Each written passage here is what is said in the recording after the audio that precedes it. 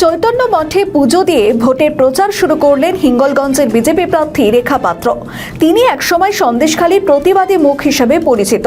বসিরহাট লোকসভায় বিজেপি প্রার্থী হিসেবে লড়েছিলেন তিনি।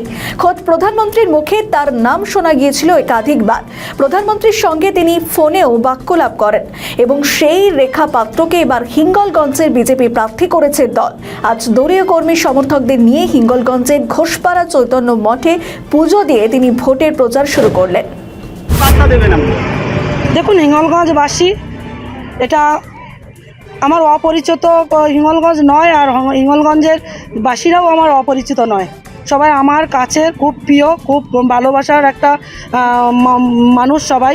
আর হিঙ্গলগঞ্জ বিধানসভায় আমার জন্মস্থান। হয়তো সেই বুথগুলো সন্দেশখালী বিধানসভার মধ্যে পড়েন, কিন্তু আমার জন্মস্থান এই হিঙ্গলগঞ্জ বিধানসভার মধ্যেই।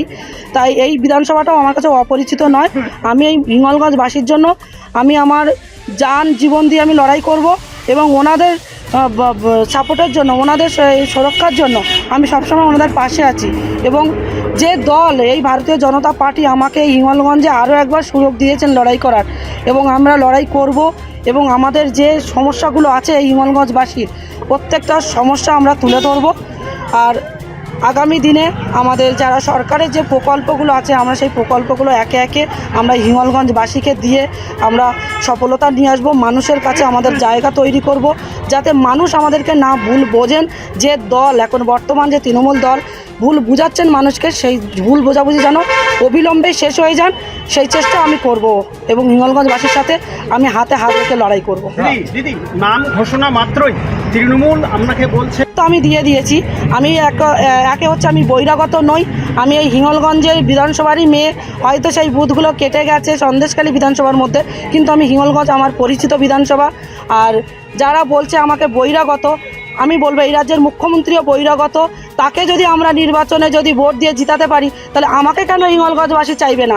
আমি হিঙ্গলগঞ্জবাসীর কাছে হাত জোর করে 5টা বছর চেয়ে নেব। কেননা 5টা বছরে যদি আমরা ক্ষমতায় আসার পরে যদি আপনাদের কাছে কোনো রকম আমাদের যদি ঘাটতি পান, আপনারা পরিবর্তন করতে পারেন। এইটুকু আমি বলবো বলে আমি সবার থেকে ভালোবাসা আর আশীর্বাদ কাম্য করব।